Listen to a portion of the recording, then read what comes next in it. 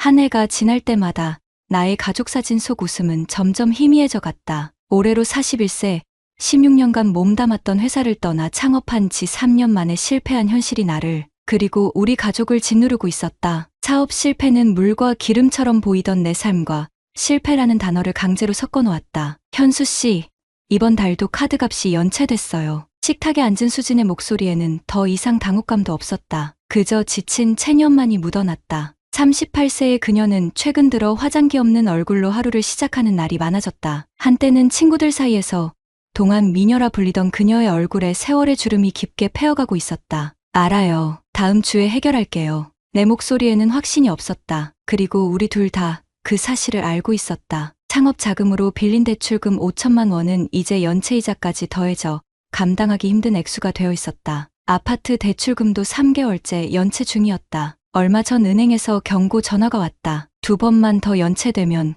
경매 절차에 들어간다고. 아침 식사 테이블에 놓인 수진의 결혼 반지가 내 시선을 붙잡았다. 예전에는 늘 손가락에 끼고 다니던 그 반지를 요즘은 자주 빼놓는다. 다른 반지의 흔적처럼 우리 사이도 점점 달아가고 있었다. 우리 사이에 앉아있는 지민이는 무표정한 얼굴로 밥을 먹고 있었다. 14살 중학생인 아들은 요즘 들어 말수가 현저히 줄었다. 학원비를 못 낸다는 핑계로 학원을 그만두게 한 후부터였다. 아이가 좋아하던 로봇 프로그래밍 학원은 월 45만 원. 이제는 꿈도 꿀 수 없는 금액이 되어버렸다. 지민아, 오늘 학교 끝나고 뭐해? 아이의 반응을 끌어내려는 나의 시도는 항상 실패로 돌아갔다. 그냥요. 한마디로 대화를 차단하는 아이를 보며 가슴이 무너져 내렸다. 내 실패가 아이에게 상처를 주고 있다는 생각이 들었다. 한 달 전만 해도 아이는 프로그래밍 대회에서 상을 타겠다며 의욕에 넘쳤다. 이제 그 꿈은 아이의 서랍 속에 고이 접혀 있을 것이다. 수지는 한숨을 내쉬며 밥그릇을 내려놓았다. 그녀의 눈에는 원망이 가득했다. 그 원망이 나를 향하고 있다는 것을 모르지 않았다. 3년 전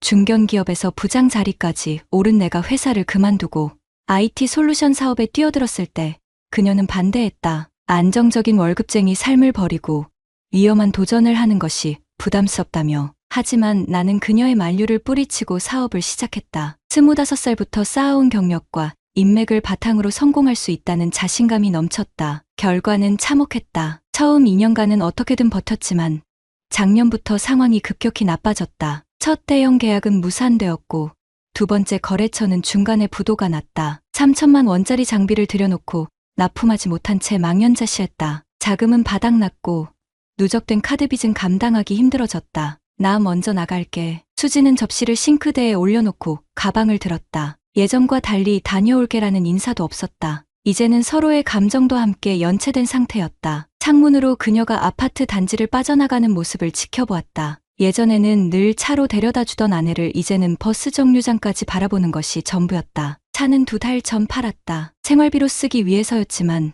결국 대출이자 상환으로 사라져버렸다. 서랍을 열어 이력서를 꺼내들었다. 41세, 창업 실패라는 경력이 새겨진 내 이력서를 받아줄 회사가 있을까? 지난 3개월간 50곳이 넘는 회사에 지원했지만 돌아온 것은 거절 메일뿐이었다. 함께 일하던 친구들에게 연락해봤지만 불경기라는 핑계로 모두들 도움의 손길을 내밀지 않았다. 부엌 천장에서 물이 떨어지는 소리가 점점 커져갔다. 지난주부터 누수가 시작됐지만 수리비를 아끼기 위해 그냥 두었다. 페인트가 벗겨지고 물얼룩이 번지는 모습이 마치 우리 가정의 현재 상태를 보여주는 듯했다. 지민이가 학교에 나가고 다시 혼자 남겨진 집은 적막했다. 벽에 걸린 가족 사진을 바라보았다. 3년 전 사업을 시작하던 때의 우리는 활기차고 희망에 가득 찬 표정이었다. 수진의 눈빛은 자랑스러움으로 빛났고 지민이의 미소는 해맑았다. 지금은 그 사진 속 인물들을 낯설게 느낄 정도로 우리는 변해버렸다. 휴대폰이 울렸다. 역시나 대출 독촉이었다. 전화를 받지 않고 메시지만 확인했다. 강현수님, 대출금 상환일이 7일 경과하였습니다. 빠른 상환 부탁드립니다. 식은땀이 등을 타고 흘러내렸다. 이제는 더 이상 미룰 수 없는 상황이었다. 수진의 서랍을 열었다. 그녀의 통장을 확인하려는 목적이었다. 하지만 통장은 보이지 않았다. 대신 눈에 띈 것은 고급스러운 봉투였다. 열어보니 명품 매장의 영수증이 들어있었다. 날짜는 일주일 전, 금액은 78만 원. 우리 가정의 한 달 식비와 맞먹는 금액이었다. 도대체 어디서 이런 돈이 생긴 걸까? 당장 생활비도 없다고 아우성치던 수진이었는데 그때 수진의 휴대폰으로 온 메시지가 식탁 위에서 진동했다. 잠시 망설였지만 수상한 상황들이 계속 쌓이면서 참을 수 없는 호기심과 불안감에 휴대폰을 들어 확인했다. 오늘 점심도 같이 할까요? 지난번 음식점 맛있었어요. 발신자는 정호 대표님이었다. 처음 듣는 이름이었다. 더 이상의 메시지는 없었지만 이 단 한 줄이 내 머릿속에 수많은 의문을 던져주었다. 누구지? 왜 내가 모르는 사람과 점심을 먹는 거지? 그리고 지난번은 또 언제였던 거지? 창문 밖으로 봄비가 내리기 시작했다. 빗방울이 유리창을 타고 흘러내리는 모습이 마치 내 인생처럼 느껴졌다. 이제 막 시작된 이 의심의 씨앗이 어떤 파국으로 이어질지 그때의 나는 알지 못했다. 수진의 휴대폰을 확인한 그날 이후로 잠을 이루지 못했다. 정호 대표님이라는 이름이 머릿속을 맴돌았다. 아내의 행동을 유심히 관찰하기 시작한 것도 그때부터였다. 아침마다 화장을 더 신경 쓰고 옷차림도 달라졌다. 주머니 사정이 어려운데도 새 옷을 사입은 날이 여러 번 있었다. 오늘은 좀 늦을 것 같아요. 친구들 모임이 있어서. 수진의 말에 의심이 들었지만 내색하지 않았다. 친구 모임이라면 언제부터 그렇게 자주 있었던 걸까? 예전에는 한 달에 한 번 정도였던 약속이 이제는 일주일에 2번꼴로 늘어났다. 그리고 늘 화려하게 차려입고 나갔다. 지민이가 학교에 간 후 서재에 틀어박혀 구직 사이트를 뒤적이다 문득 수진의 화장대가 눈에 들어왔다. 평소에는 열어볼 생각도 하지 않던 그곳에 손을 댔다. 서랍 깊숙한 곳에서 작은 메모장이 나왔다. 수진의 필체로 적힌 숫자들, 날짜와 금액이 빼곡했다. 최근 날짜로 갈수록 금액이 커졌다. 마지막 숫자는 175만 원. 그 옆에는 작게 윤정호라는 이름이 적혀 있었다. 가슴이 철렁 내려앉았다. 윤정호가 바로 그 정호 대표님일까? 그리고 이 금액들은 무엇을 의미하는 걸까? 설마. 그런 생각이 스쳐 지나갔지만 곧바로 그것을 부정했다. 16년 함께한 아내가, 두 아이의 어머니가 그럴 리 없다고 스스로를 다독였다. 하지만 마음속 의심은 걷잡을 수 없이 커져갔다. 다음 날 아침 수진이 출근한다며 나간 뒤 그녀를 미행하기로 결심했다. 버스 정류장까지 따라갔다. 수진은 버스를 타고 역까지 갔다. 그리고 나와는 정반대 방향인 강남행 전철을 탔다. 회사가 있는 방향이 아니었다. 역 근처 카페에서 그녀를 기다리는 남자가 있었다. 40대 중반으로 보이는 그는 깔끔한 정장 차림에 고급스러운 시계를 차고 있었다. 수진은 그에게 다가가 환한 미소를 지었다. 그 미소는 최근 몇 년간 내게 보여주지 않았던 것이었다. 카페 유리창 너머로 그들을 지켜보는 내 가슴은 메아리치듯 울렸다. 남자가 그녀의 어깨에 손을 올리고 귓가에 무언가를 속삭이자 수진은 수줍은 듯 웃음을 터뜨렸다. 16년 결혼 생활 동안 수없이 봐왔던 그 웃음이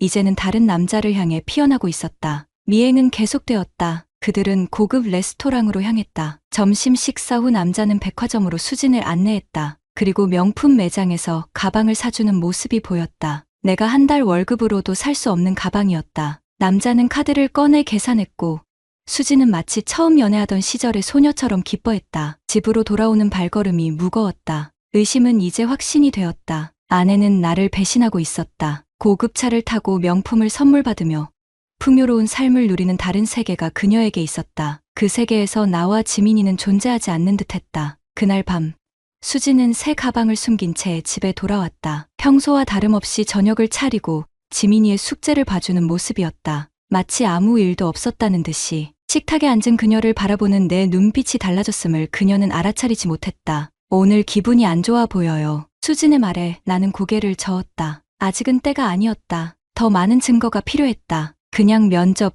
결과가 안 좋아서요. 거짓말이 자연스럽게 흘러나왔다. 면접도 없었고 결과도 없었다. 하지만 이제 거짓말은 우리 사이에서 흔한 일이 되어버렸다. 그녀도 나도 다음 날부터 본격적인 조사에 나섰다. 수진의 통화 기록을 확인하자 정호 대표님과의 통화가 하루에도 여러 차례 있었다. 통화 시간도 길었다. 가장 길었던 통화는 67분. 그것도 내가 잠든 후 새벽 시간대였다. 인터넷 검색으로 윤정호라는 인물을 찾아보았다. 여러 윤정호 중에서 리스트를 좁혀나갔고 마침내 그를 찾았다. 45세, 중소기업 정호 엔터프라이즈의 대표였다. 홈페이지에 있는 그의 사진이 카페에서 본 남자와 일치했다. 아내의 휴대폰 비밀번호를 알아내기 위해 며칠을 공들였다. 지민이의 생일, 우리의 결혼기념일, 수진의 생일 모두 아니었다. 마지막 시도로 입력한 것은 0428이었다. 4월 28일.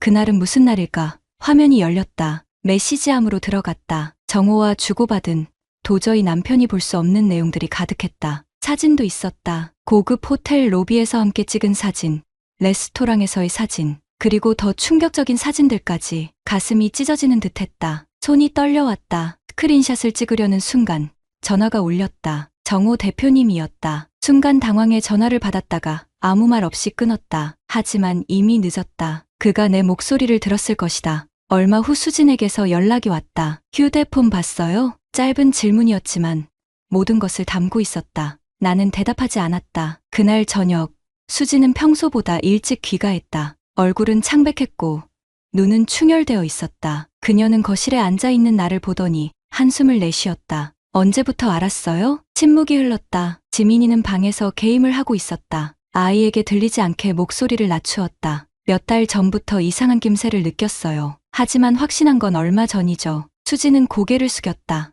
눈물이 흘러내렸다. 하지만 그 눈물이 진심인지 연기인지 구분할 수 없었다. 미안해요. 하지만 당신이 모든 걸 망쳤어요. 안정된 직장을 버리고 사업을 시작해서 우리 가족을 이렇게 만든 건 당신이에요. 그녀의 말은 비수가 되어 가슴을 찔렀다. 하지만 그것은 내 잘못을 정당화할 수 있는 이유가 될 수 없었다. 그래서 다른 남자에게 기대야 했나요? 우리 가족은, 지민이는 어떻게 되는 거죠? 수지는 대답하지 않았다. 그녀의 침묵이 모든 것을 말해주고 있었다. 그녀에게 있어 가족은 이미 포기할 수 있는 대상이 되어버린 것인지도 모른다. 밤이 깊어갔다. 같은 침대에 누웠지만 우리 사이의 거리는 그 어느 때보다 멀었다. 천장을 바라보며 우리의 과거를 회상했다. 처음 만났을 때의 설렘, 결혼을 결심했던 순간, 지민이가 태어났을 때의 기쁨, 그 모든 순간들이 이제는 흑백 영화처럼 느껴졌다. 아내의 숨소리가 들렸다. 그녀는 잠들었을까? 아니면 나처럼 뒤척이고 있을까? 이불 위에 놓인 그녀의 손을 바라보았다. 결혼 반지가 없었다. 언제부터 반지를 끼지 않았을까?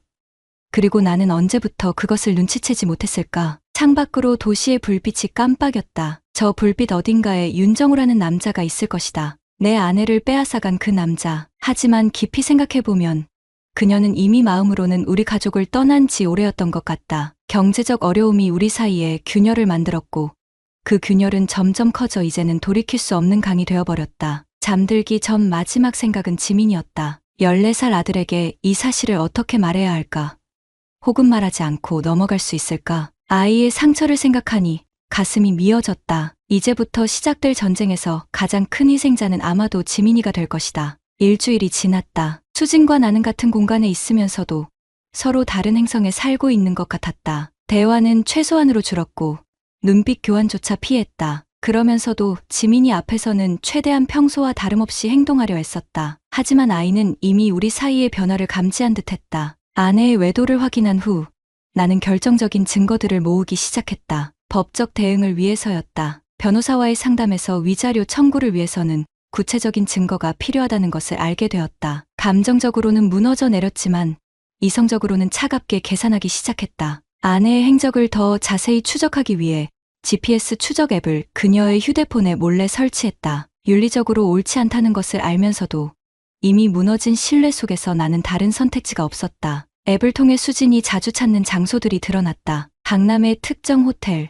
청담동의 레스토랑, 그리고 의외로 발견한 곳은 삼성동의 한 오피스텔이었다. 그곳에 윤정우가 거주하는지 아니면 다른 용도로 사용하는지는 알 수 없었다. 한 달 전부터 시작된 수진의 통장 입금 내역도 확인했다. 규칙적으로 매달 초에 200만 원씩 입금된 기록이 있었다. 발신인은 정우 엔터프라이즈였다. 그것이 급여인지 다른 명목의 돈인지는 불명확했지만 분명한 것은 수진이 나에게 이 사실을 숨겼다는 점이었다. 증거 수집 중 가장 충격적인 순간은 수진의 이메일을 확인했을 때였다. 로그인 기록이 남아있던 태블릿에서 우연히 발견한 메일함에는 윤정우와의 대화가 고스란히 남아있었다. 가슴을 찢는 내용들이었다. 현수에게는 미안하지만 그와 함께하는 미래는 더 이상 보이지 않아요. 당신과 함께라면 다시 행복해질 수 있을 것 같아요. 내 아내가 보낸 이 메시지는 한 달 전 것이었다. 윤정우의 답장은 더욱 충격적이었다. 이혼 절차가 끝나면 바로 함께할 수 있어. 현수가 사업에 실패한 것은 안타깝지만 그건 그의 선택이었어. 너와 지민이를 위한 더 나은 미래를 내가 만들어줄게. 지민이의 이름이 언급된 것에 분노가 치밀었다. 내 아들을 그들의 계획에 포함시키다니. 아이의 의사는 전혀 고려하지 않은 채 마치 물건처럼 자신들의 미래에 배치하려는 그들의 모습에 역겨움을 느꼈다. 더 많은 증거를 찾기 위해 수진의 서랍장을 다시 뒤졌다. 그곳에서 발견한 작은 상자 안에는 윤정호와 함께 찍은 사진들이 있었다. 데이트 장면, 여행 장면, 그리고 더 은밀한 순간들까지. 일부 사진 뒤에는 날짜와 장소가 적혀 있었다. 가장 오래된 사진은 6개월 전 것이었다. 내가 사업 실패로 가장 힘들어하던 그 시기에 아내는 이미 다른 남자의 품에 안겨 있었던 것이다. 법적 증거로 충분하다고 판단한 후 나는 변호사와의 면담을 잡았다. 이혼과 위자료, 청구를 위한 준비였다. 변호사는 내 사례를 듣고 승소 가능성이 높다고 판단했다. 특히 상간자인 윤정호가 경제적으로 여유 있는 상황이라 위자료, 청구액을 높게 잡을 수 있다고 조언했다. 그날 저녁 모든 증거를 정리하고 나서 창밖을 바라보았다. 비가 내리고 있었다. 빗방울이 유리창을 타고 흘러내리는 모습이 내 눈물처럼 느껴졌다. 16년의 결혼 생활이 이렇게 끝나는구나. 모든 기억, 함께 쌓아온 모든 것들이 한순간에 무너져 내렸다. 생각에 잠겨있던 그때 지민이가 방에서 나와 내게 다가왔다. 평소보다 창백한 얼굴이었다. 아빠, 엄마는 언제 오세요? 시계를 보니 이미 저녁 9시였다. 수지는 오후에 잠깐 나갔다 올게요라는 메시지만 남기고 나간 후 연락이 없었다. 곧 올 거야. 무슨 일 있니? 지민이는 잠시 머뭇거리더니 휴대폰을 내밀었다. 이거 반 친구가 보냈어요. 화면에는 수진과 윤정호가 함께 있는 사진이 있었다. 강남의 유명 레스토랑에서 찍힌 것 같았다. 손을 맞잡고 있는 두 사람의 모습이 선명했다. 사진 밑에는 야, 이거 너네 엄마 아냐? 라는 메시지가 따라 있었다. 순간 온몸에 피가 얼어붙는 것 같았다. 내가 알게 된 것도 충격적이었지만 이제 지민이까지 이 끔찍한 상황에 노출된 것이다. 아이의 눈에는 혼란과 배신감이 가득했다. 아빠, 엄마가 저 아저씨랑 사귀는 거예요? 단순한 질문이었지만 그 무게는 산보다 무거웠다. 어떻게 대답해야 할지 망설였다. 거짓말을 하자니 이미 지민이는 진실의 일부를 알고 있었고 모든 것을 말하자니 14살 아이에게 너무 잔인한 진실이었다. 지민아, 어른들 사이에 좀 복잡한 일이 있단다. 엄마와 아빠가 지금 여러 가지로 어려운 시간을 보내고 있어. 지민이의 눈에 눈물이 고였다. 엄마가 우리 떠나는 거죠?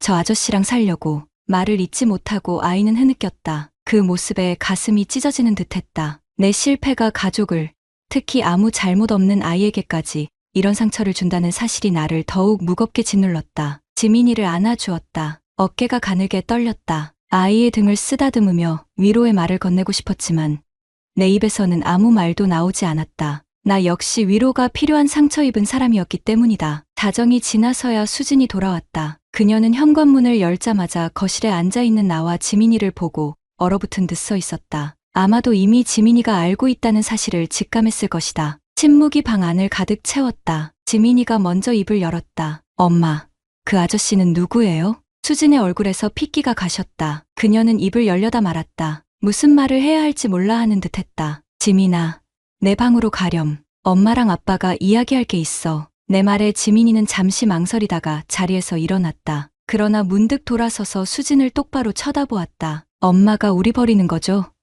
그 아저씨가 더 좋은가 봐요. 아이의 목소리가 떨렸다. 수진은 무언가 말하려 했지만 지민이는 이미 자기 방으로 뛰어들어가 문을 세게 닫았다. 그렇게 모든 것이 무너져 내렸다. 그날 밤 우리는 더 이상 하나의 가족이 아니었다. 수진은 결국 모든 것을 인정했다. 윤정호와의 관계, 그와 함께할 계획, 그리고 나와 지민이를 떠나겠다는 결심까지. 죄송해요. 하지만 더 이상 당신과는 함께할 수 없어요. 정우 씨는 내게 새로운 시작을 줄 수 있어요. 그녀의 말에 나는 냉소적으로 웃었다. 새로운 시작. 그래. 당신에게는 새로운 시작일지 모르지만 내게는 끝이고 지민이에게는 트라우마가 될 거예요. 수지는 고개를 숙였다. 진정한 후회인지 아니면 단지 상황이 불편해서인지 구분하기 어려웠다. 그날 이후 우리 집에는 전쟁이 시작되었다. 법적 공방, 재산 분할 논의, 그리고 무엇보다 지민이의 양육권을 둘러싼 치열한 싸움이 이어졌다. 한 가정의 붕괴는 이렇게 시작되었다. 그리고 그 여파는 앞으로 우리 모두의 삶을 계속해서 흔들어 놓을 것이다. 이혼 소송이 시작된 지 2달이 지났다. 법원 복도를 오가는 발걸음이 이제는 익숙해졌다. 처음에는 희미한 희망이 있었다. 어쩌면 수진이 마음을 돌릴지도 모른다는. 하지만 첫 조정기일에 그녀가 윤정호와 함께 나타났을 때 모든 희망은 산산이 부서졌다. 그들은 당당했고 나는 패배자였다. 아내의 변호사는 노련한 이혼 전문가였다. 윤정호의 돈으로 고용한 듯했다. 첫 발언부터 그녀는 공격적이었다. 의뢰인인 오수진 씨는 피고의 무책임한 사업 실패로 극심한 경제적, 정신적 고통을 겪었습니다. 이 점이 혼인 파탄의 주된 원인임을 주장합니다. 그녀의 말에 법정이 흔들리는 듯했다. 나의 실패가 이 모든 사태의 원인이라는 프레임을 씌우려는 의도였다. 다행히 내 변호사는 차분하게 반박했다. 피고의 사업 실패는 불가항력적 상황이었으며 원고는 그 어려움 속에서 배우자로서의 의무를 저버리고 외도를 시작했습니다. 증거를 제출하겠습니다. 증거로 제출한 문서들은 윤정호와 수진의 관계를 명백히 보여주는 것들이었다. 호텔 영수증, 메시지 내용, 사진들. 조정위원의 표정이 굳어졌다. 법적으로는 유리한 고지를 점한 듯했지만 마음은 여전히 무너져 내린 상태였다. 수진과 마주칠 때마다 가슴이 아팠다. 한때는 내 전부였던 그녀가 이제는 낯선 사람이 되어 있었다. 더 견디기 힘든 것은 지민이의 상태였다. 아이는 학교에 가기를 거부했고 방에 틀어박혀 개인만 했다. 학교 상담 교사에게 연락이 왔다. 지민이가 수업 시간에 갑자기 울음을 터뜨렸다고 했다. 변호사의 조언에 따라 지민이를 정신과 상담에 데려갔다. 의사는 아이가 심각한 우울 증상을 보이고 있다고 진단했다. 약물 치료까지 권했지만 나는 잠시 미루기로 했다. 14살 아이에게 정신과 약을 먹이는 것이 꺼려졌다. 대신 매주 상담을 받기로 했다. 심리 상담사와의 면담에서 지민이는 마음을 조금씩 열기 시작했다. 상담사의 보고에 따르면 아이는 엄마의 배신으로 심각한 신뢰 문제를 겪고 있었다. 특히 엄마가 날 사랑한다면 어떻게 떠날 수 있어요? 라는 질문을 반복했다고 한다. 그 말을 전해 들었을 때 나는 화장실에 들어가 조용히 울었다. 셋째 주 법원 조정에서 윤정호가 처음으로 입을 열었다. 저는 수진 씨와 진지한 관계입니다. 이혼이 성립되면 바로 결혼할 계획이고 지민이도 함께 키울 생각입니다. 그의 당당한 발언에 분노가 치밀었다. 내 아들을 키우겠다고? 어떤 자격으로? 법정 예절을 지키느라 참았지만 주먹은 저절로 꽉 쥐어졌다. 변호사가 내 상태를 눈치채고 나서야 진정할 수 있었다. 그는 귓속말로 감정을 드러내지 말라고 조언했다. 이성적으로 대응해야 유리하다고. 지민이의 양육권은 포기할 수 없습니다. 짧지만 단호한 내 발언에 수진이 처음으로 감정을 드러냈다. 저도 엄마예요. 지민이를 빼앗기지 않을 거예요. 빼앗기지 않는다고?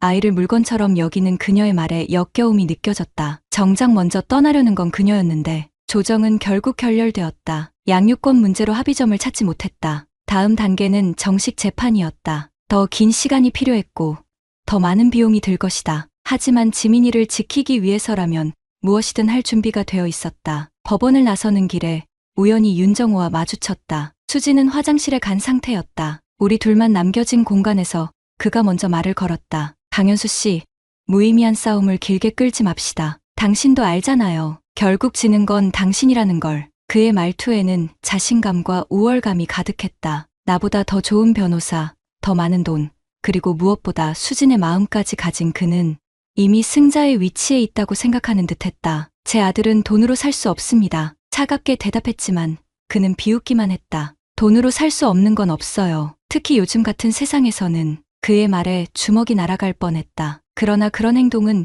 결국 내게 불리하게 작용할 것이라는 생각에 겨우 참았다. 하지만 그날 밤 베개를 쥐고 몇 번이나 벽을 내리쳤다. 내가 할 수 있는 분노 표출은 그것뿐이었다. 넷째 주가 되었을 때 예상치 못한 일이 벌어졌다. 수진이 단독으로 나를 만나자고 했다. 카페에서 마주한 그녀는 평소와 달리 화장기 없는 얼굴이었다. 그녀의 눈은 지쳐 보였다. 지민이가 정신과 상담을 받고 있다고요? 그녀의 질문에 고개를 끄덕였다. 지민이의 상태를 알리지 않은 것은 의도적이었다. 그녀가 신경 쓸 것이라 생각지 않았기 때문이다. 선생님께서 연락하셨어요. 지민이가 학교에서 자해 시도를 했대요. 그 말에 심장이 멎는 듯했다. 자해라니? 아이가 그런 극단적인 행동을 어떻게 내가 몰랐을까? 자책감이 밀려왔다. 어떻게 된 거죠? 수지는 눈물을 참으며 말을 이었다. 손목을 긁었대요. 다행히 약해요. 하지만 의도는. 말을 잇지 못하고 그녀는 눈물을 흘렸다. 그 순간 윤정호와 함께 있는 당당한 모습은 온데간데 없고 그저 아이를 걱정하는 평범한 어머니의 모습이었다. 당신이 무슨 자격으로 울어요?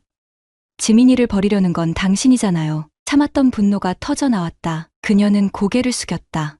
그게 바꾸고 싶어요. 갑작스러운 그녀의 말에 의아했다. 무슨 뜻이죠? 수지는 한참을 침묵하다 입을 열었다. 지민이를 당신에게 맡길게요. 양육권을 포기할게요. 예상치 못한 제안이었다. 그 이유가 궁금했다. 윤정호가 지민이는 원하지 않는다고 했나요? 그녀는 미소를 지었다. 쓸쓸한 미소였다. 정호 씨는 제가 생각했던 사람이 아니었어요. 자세한 이야기는 듣지 않았다. 하지만 어렴풋이 짐작할 수 있었다. 화려한 겉모습 뒤에 숨겨진 윤정호의 실체를 그녀가 뒤늦게 깨달은 것이리라. 그래도 당신과의 이혼은 변함없어요. 그건 이미 결정한 일이니까요. 그녀의 말에 쓴웃음이 나왔다. 마음 한구석에서는 그녀가 돌아오길 바라는 마음이 있었다. 지민이를 위해서라도. 하지만 이미 깨어진 신뢰는 회복되지 않을 것이다. 다음 날 법원에서 수지는 예고대로 양육권을 포기했다. 윤정호는 법정에 나타나지 않았다. 재판 절차는 빠르게 진행되었고 최종 이혼 판결이 내려졌다. 16년의 결혼 생활이 한 장의 서류로 정리되는 순간이었다. 법원을 나서는 수진의 뒷모습을 바라보았다. 한때 사랑했던 여인, 내 아들의 어머니, 그리고 이제는 남이 된 사람. 그녀가 어떤 미래를 선택할지, 윤정호와 계속 함께할지는 알 수 없었다. 그리고 더 이상 내 관심사도 아니었다. 중요한 것은 지민이었다. 아이를 보호하고 상처를 치유하고 새로운 삶을 시작하는 것. 그것이 이제 내 유일한 목표가 되었다. 법원 계단을 내려가며 휴대폰이 울렸다. 지민이의 담임 선생님이었다. 아이가 오늘도 학교에 오지 않았다고 했다. 가슴이 철렁 내려앉았다. 집으로 달려가는 내 마음은 이미 최악의 상황을 그리고 있었다. 집으로 달려가는 길, 마음은 이미 최악의 상황을 그리고 있었다. 지민이가 무슨 짓을 저지르지는 않았을까? 손이 떨려 현관 비밀번호를 3번이나 다시 눌러야 했다. 문이 열리자마자 아들의 이름을 불렀다. 대답이 없었다. 방문을 벌컥 열었을 때 지민이는 침대에 누워 천장을 바라보고 있었다. 살아있다는 안도감에 무릎이 꺾였다. 아이는 내 존재를 인식하고도 반응하지 않았다. 손목에 감긴 붕대가 눈에 들어왔다. 학교에서 있었던 자해 시도의 흔적이었다. 지민아, 침대 옆에 앉아 아이의 손을 잡았다. 차가웠다. 생기가 없었다. 엄마는 정말 안 돌아와요? 아이의 목소리가 흔들렸다. 그 질문 앞에서 무슨 말을 해야 할지 망설였다. 거짓말을 할 수는 없었다. 엄마는 다른 길을 선택했어. 하지만 너를 사랑하는 마음은 변함없을 거야. 마지막 문장이 얼마나 공허하게 들릴지 알면서도 그 말밖에 떠오르지 않았다. 지민이는 고개를 돌려 창밖을 바라보았다. 눈물이 뺨을 타고 흘러내렸다. 거짓말이에요. 엄마가 날 사랑했다면 떠나지 않았을 거예요. 논리적이고 명확한 아이의 판단에 반박할 말이 없었다. 그저 아이의 손을 더 단단히 잡을 뿐이었다. 그날부터 우리는 새로운 일상을 시작했다. 아침에 일어나 지민이의 아침 식사를 준비하고 학교에 보내고 직장을 구하기 위해 이력서를 쓰고 저녁에는 아이를 위한 요리를 하고 처음에는 어색했지만 점차 익숙해졌다. 이혼 후 첫 달, 법원의 판결대로 수지는 위자료를 지불했다. 예상보다 많은 금액이었다. 아마도 윤정호의 도움이 있었을 것이다. 그 돈으로 밀린 아파트 대출을 일부 갚고 나머지는 지민이의 치료비와 학비로 저축해두었다. 놀랍게도 얼마 후 작은 IT 업체에서 연락이 왔다. 면접 제안이었다. 급여는 예전 직장보다 낮았지만 안정적인 일자리라는 것만으로도 감사했다. 첫 월급을 받던 날, 그 기쁨은 이루 말할 수 없었다. 지민이에게 곧장 연락해 외식을 약속했다. 레스토랑에서 처음으로 아이의 웃음을 다시 보았다. 희미했지만 분명한 웃음이었다. 그 순간 다짐했다. 어떤 일이 있어도 아이를 지키리라. 수진이 버린 것을 내가 2배로 채우리라. 정신과 치료는 계속되었다. 의사는 지민이가 조금씩 나아지고 있다고 했다. 자해 충동도 줄었고 학교 출석도 안정되었다. 무엇보다 아버지인 내게 마음을 열기 시작했다는 점이 가장 큰 발전이었다. 그러나 완전한 회복까지는 아직 멀었다. 특히 지민이는 여성에 대한 불신이 강해졌다. 학교에서 여자 선생님들을 피하고 여자 친구들과 대화하는 것도 꺼렸다. 상담사는 이것이 어머니의 배신으로 인한 트라우마라고 설명했다. 치유하는 데 시간이 필요하다고. 수진에게서는 연락이 없었다. 다만 지민이의 생일에 선물 상자가 배달되었다. 카드에는 미안하다는 짧은 문장만 적혀 있었다. 지민이는 그 선물을 열어보지도 않고 옷장 구석에 던져두었다. 이혼 후 6개월이 지난 어느 날 뜻밖의 소식을 들었다. 윤정호의 회사가 부도 위기에 처했다는 것이다. 지인을 통해 전해 들은 소식이었다. 그가 몇몇 투자에 실패하고 회사 자금을 유용한 혐의로 조사를 받고 있다고 했다. 솔직히 그 소식에 기쁨을 느꼈다. 후회스러운 마음이지만 내 가정을 무너뜨린 그가 망하기를 바랐다. 이것이 응징이라면 나는 그것을 환영했다. 그로부터 몇 주 후 골목길에서 우연히 수진과 마주쳤다. 한때 아름답고 자신감 넘치던 그녀는 초췌한 모습이었다. 화장기 없는 얼굴, 구겨진 옷, 그리고 불안한 눈빛. 그녀는 나를 보고 멈춰섰다. 지민이는 어때요? 오랜만에 듣는 그녀의 목소리가 낯설었다. 많이 나아졌어요. 학교도 잘 다니고 요즘은 로봇 동아리에도 가입했어요. 그녀의 눈에 눈물이 고였다. 그래요. 다행이네요. 침묵이 흘렀다. 묻고 싶은 것이 많았지만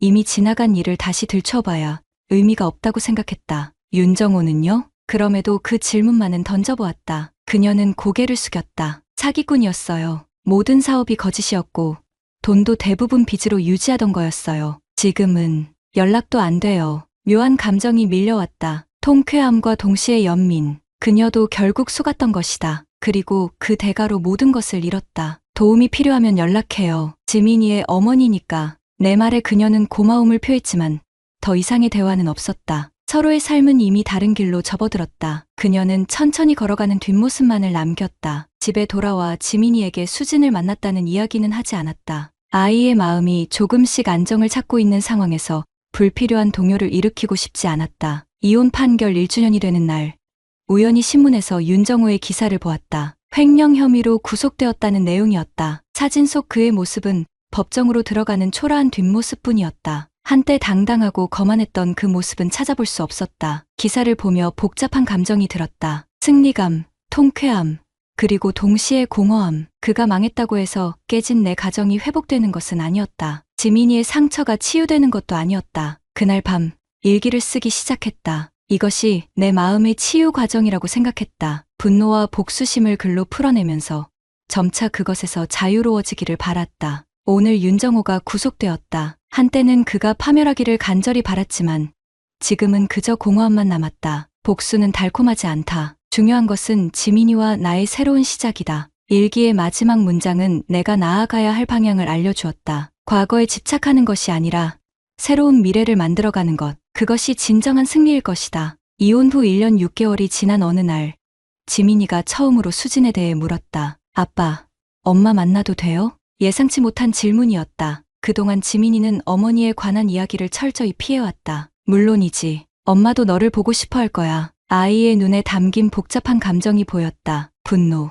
그리움, 그리고 혼란. 아직은 준비가 안 된 것 같아요. 그냥 궁금했어요. 그 말을 끝으로 아이는 자기 방으로 들어갔다. 문이 닫히는 소리가 들렸다. 언젠가 그 문이 다시 열릴 날이 올 것이다. 지민이가 과거의 상처를 넘어 어머니와의 관계를 새롭게 정립할 날이. 내 마음의 문도 마찬가지였다. 아직은 완전히 열리지 않았지만 조금씩 빗장을 풀어가고 있었다. 수진을 용서했다고 말할 수는 없지만 증오하지도 않게 되었다. 그녀도 자신의 선택에 따른 대가를 치르고 있을 것이다. 창밖으로 새 계절의 기운이 느껴졌다. 겨울이 지나고 봄이 오는 것처럼 우리의 삶에도 새로운 계절이 찾아오고 있었다. 끝나지 않은 전쟁은 여전히 진행 중이지만 그 전쟁의 성격이 달라졌다. 이제는 타인과의 싸움이 아니라 내면의 상처와 싸우는 과정이었다. 일기장의 마지막 페이지에 적었다. 완전한 승리란 없다. 다만 우리는 매일 조금씩 나아질 뿐이다. 지민이를 위해, 그리고 나 자신을 위해 이 전쟁을 끝내고 평화를 찾을 때가 왔다. 펜을 내려놓으며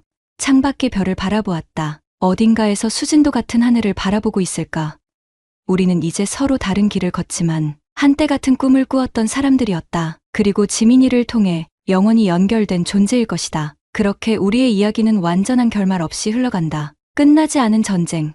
그것이 인생인지도 모른다. 하지만 이제 나는 그 전쟁에서 패배자가 아니라 살아남은 자로 서 있다. 그것만으로도 충분하다. 구독자님들, 다른 분들과 함께 의견 나눠보세요. 저도 읽어보며 소통하겠습니다.